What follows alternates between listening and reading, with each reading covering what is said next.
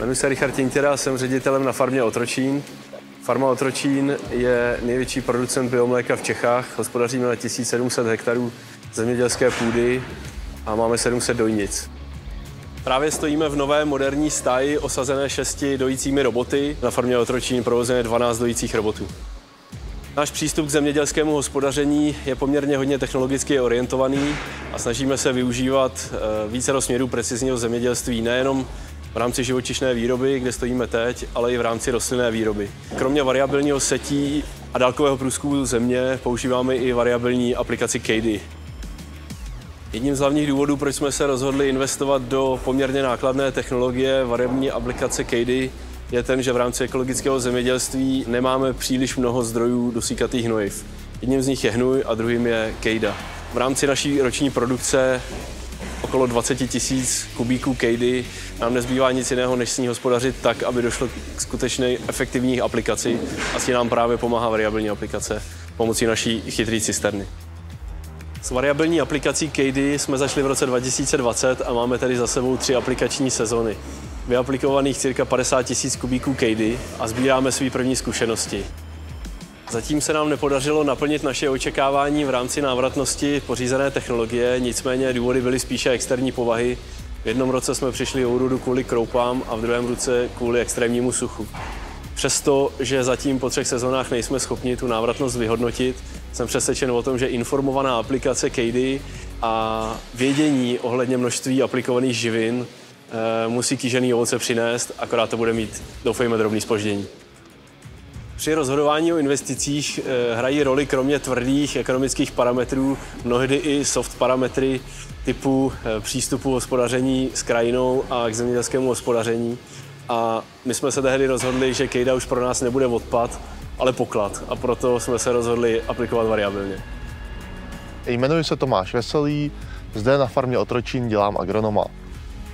Tím, že tady u nás díky suchu jsme nucený odejít vlastně od veškerých jarních plodin, kterým nevadilo dát kejdu i třeba do orby nebo do té jarní přípravy před setím, kde nejsou takové velké ztráty, protože když se tady to dělá na podzim, tak vám vlastně většina té kejdy, většina toho dusíku uteče přes zimu pryč, kde ta rostlinka si to není schopná vzít, takže se snažíme všechno dávat pouze do porostu, kde na jaře v tom porostu má ta rostlinka největší šanci si z toho dusíku vzít maximum pro svůj růst a pro svůj potenciál.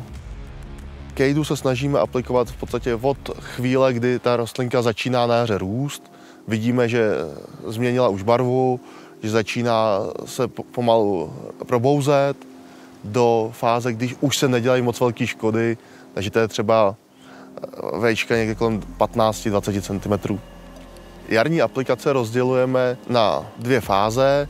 V té první fázi, kdy začínáme a víme, že máme ještě prostor na 2 aplikace, tak dáváme někde kolem 50 kg dusíku na hektar, od 30 do nějakých 70.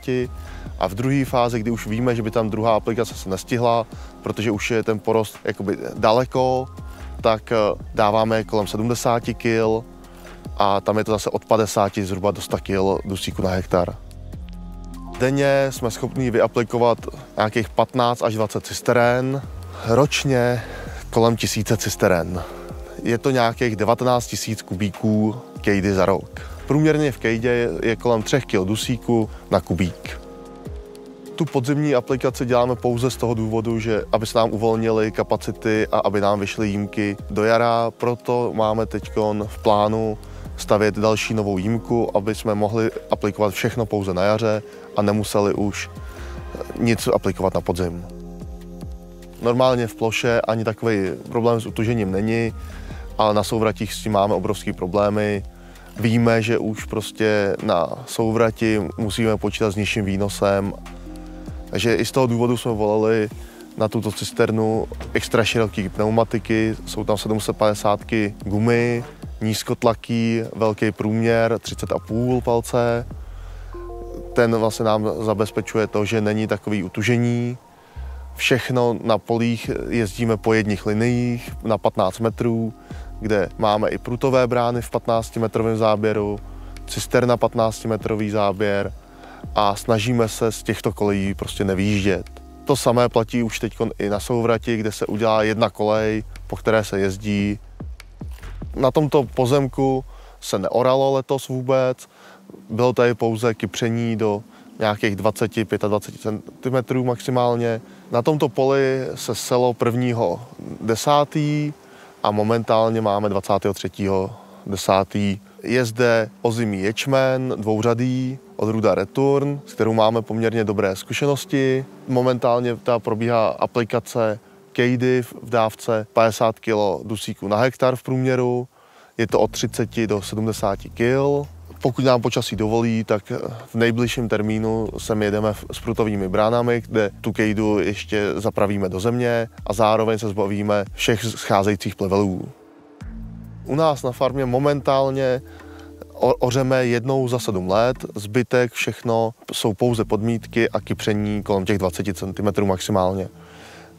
Nevidíme zatím žádné zvýšené tlaky plevelů, jsme schopni si s ním furt ještě bez problémů poradit. Orba probíhá pouze jednou za těch 7 let, kdy jsme zapravovali tím hnůj. Naší hlavní aplikační soupravou je John Deere 6195R.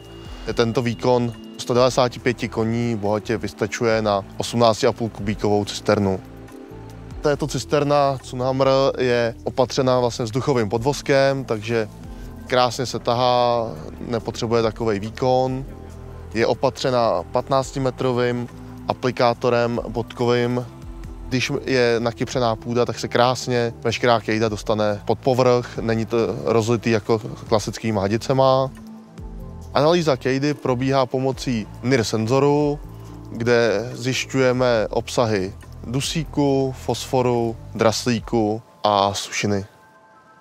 Variabilitu dávky zajišťuje hydrostaticky poháněné čerpadlo, které automaticky mění otáčky čerpadla a tím určuje dávku.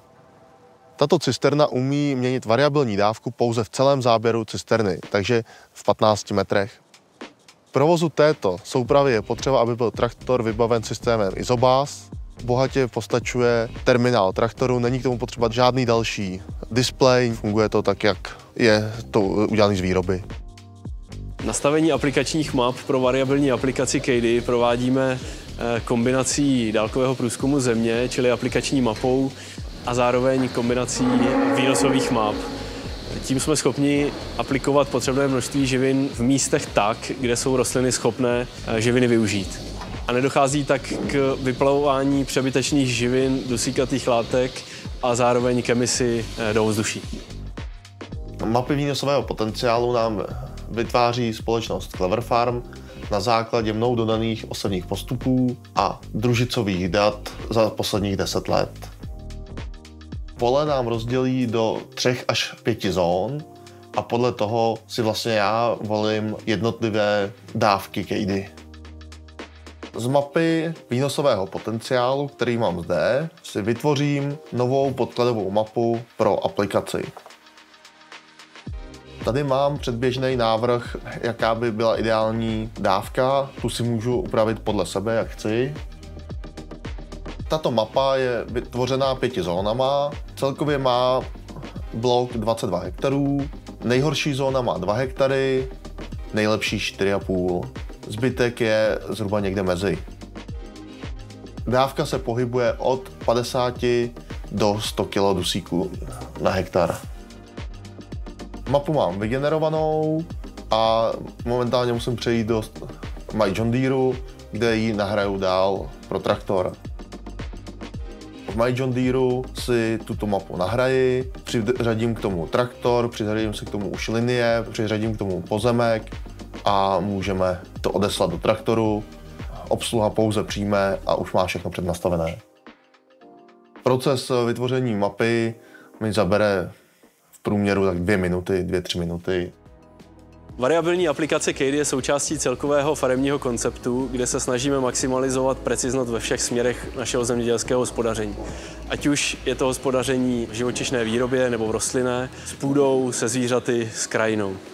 A je to právě způsob získávání potraviny tímto šetrným a udržitelným způsobem, proč by se měl zákazník rozhodnout v obchodě sáhnout po biovýrobku.